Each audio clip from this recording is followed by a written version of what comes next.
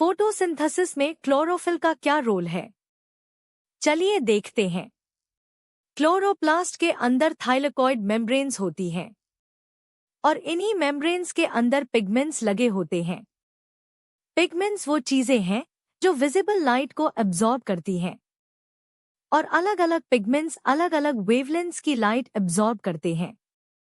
यानी अलग अलग रंगों की इन सब में सबसे मेन पिगमेंट है क्लोरोफिल ए।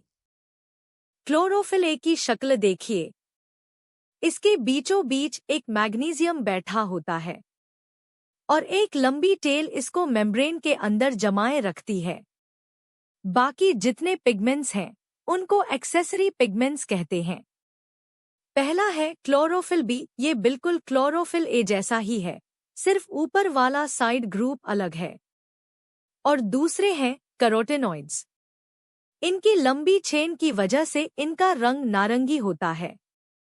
अब देखिए ये पिगमेंट्स करते क्या हैं। ये सनलाइट को एब्जॉर्ब करते हैं और उसको फोटोसिंथेसिस के लिए केमिकल एनर्जी में बदल देते हैं।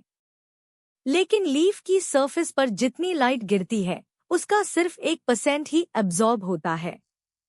बाकी सारी लाइट या तो रिफ्लेक्ट हो जाती है या लीफ के आर पार ट्रांसमिट हो जाती है। अब सवाल ये है कि कौन से रंग की लाइट एब्जॉर्ब होती है। ये रही विजिबल लाइट, वायोलेट से शुरू होकर रेड तक। क्लोरोफिल ए सिर्फ ब्लू और रेड वेवलेंथ्स को एब्जॉर्ब करता है और यही ब्लू और रेड लाइट सबसे ज्यादा फोटोसिंथेसिस करवाती है।